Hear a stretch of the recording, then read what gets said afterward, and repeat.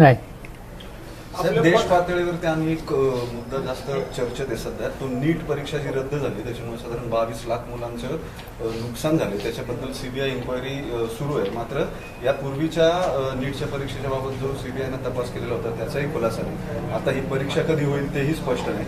विद्यार्थ्यांचं भविष्य आधांतरी आहे आणि त्याच्यावरती सगळीकडून आवाज उठवला जातो. खरं सांगायचं म्हणजे यापूर्वी एक दोनदा हे घडलं आणि ते घडलं असताना आवश्यक ती काळजी घेतली नाही हे आता स्पष्ट झाले.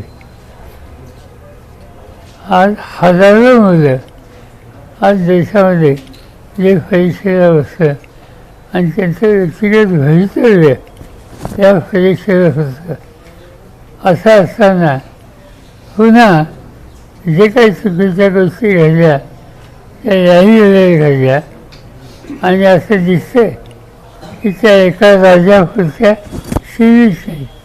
आता आजच बातमी आली केरळमध्ये सुद्धा झालं, महाराष्ट्रात झालं, हरियाणामध्ये झालं, अन्य राज्यात झालं. एका वेळेला इतक्या राज्यात हे सगळं होतं, याचा अर्थ सवन सिस्टीम ही किती खराब झालेली हे असं स्पष्ट होतं आणि याची किंमत नव्या पिढीला दिली जाते.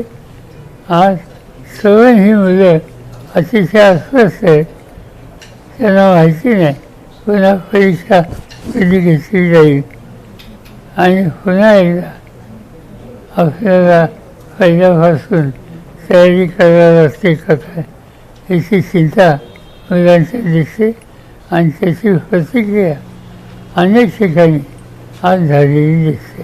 पुणे आणि तामिळनाडूचा निकाल लागल्यानंतर